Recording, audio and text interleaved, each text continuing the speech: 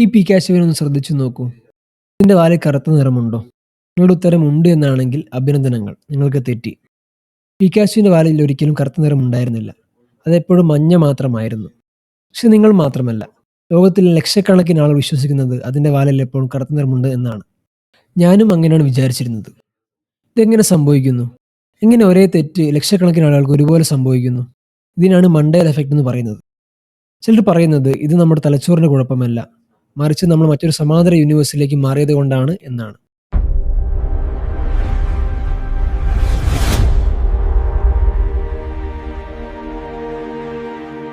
എന്തുകൊണ്ടാണ് ഇതിന് Mandela effect എന്ന പേര് വന്നത്?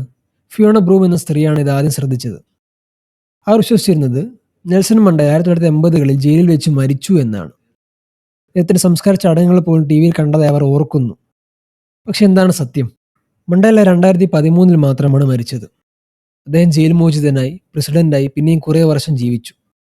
പക്ഷെ ഫിയോണ ഞെട്ടിച്ചത് ഇതൊന്നുമല്ല. ഇന്റർനെറ്റ് നോക്കിയപ്പോൾ കുറേ പേർ ഇതേ രീതിയിൽ വിശ്വസിച്ചിരുന്നു.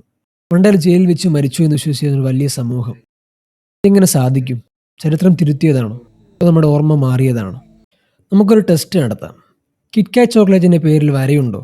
അതായത് കിറ്റ്-കാറ്റ് എന്നാണോ? അല്ല, വെറും കിറ്റ്കാറ്റ് മാത്രമാണ്. അതുപോലെ ക്യൂരിയസ് ജോർജ് എന്ന കുരങ്ങിന് വാലുണ്ടോ?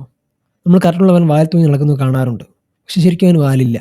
മൊണോപ്പൊളി കളിക്കുന്ന അപ്പൂപ്പൻ ഗ്ലാസ് വെച്ചിട്ടുണ്ടോ? നമ്മളെല്ലാവരും ഓർമ്മിക്കുന്നത് അയാൾ ഗ്ലാസ് വെച്ചതുപോലെയാണ്. ശരിക്കും അയാൾക്ക് ഗ്ലാസ് ഇല്ല. ഇതൊക്കെ ചെറിയ കാര്യങ്ങളാകാം. എന്നാൽ സ്റ്റാർ വാർസ് സിനിമയിൽ ഏറ്റവും പ്രശസ്തമായ ഡയലോഗുകൾ നമ്മൾ ഓർക്കുന്നത് തെറ്റായിട്ടാണ്. Luke I am your father എന്ന് ഡാർത്ത് വൈഡർ ഒരിക്കലും പറഞ്ഞിട്ടില്ല. അദ്ദേഹം പറഞ്ഞത് no I am your father എന്നാണ്.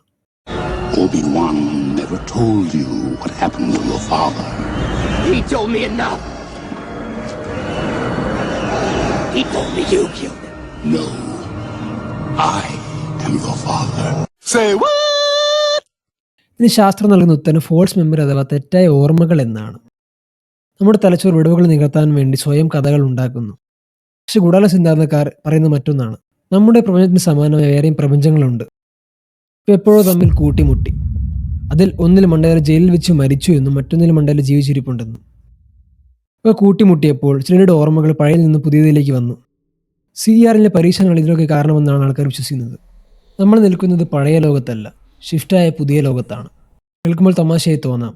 പക്ഷേ നിങ്ങളുടെ ഏറ്റവും വ്യക്തമായ ഒരു ഓർമ്മ അത് തെറ്റാണെന്ന് തെളിയിക്കപ്പെട്ടാൽ നിങ്ങൾക്കുണ്ടാകുന്ന ഒരു ഷോക്ക്, അതാണ് മണ്ടേല എഫക്റ്റ്. നിങ്ങൾക്ക് ഇതുപോലത്തെ അനുഭവങ്ങൾ ഉണ്ടായിട്ടുണ്ടോ? കമൻറ്റ് ചെയ്യൂ. നാളെ നമ്മൾ സംസാരിക്കാൻ പോകുന്നത് ഇതിൻ്റെ മറ്റൊരു രൂപത്തെക്കുറിച്ചാണ്, ദേജാവു. അതുവരേക്കും this is Abhay signing off.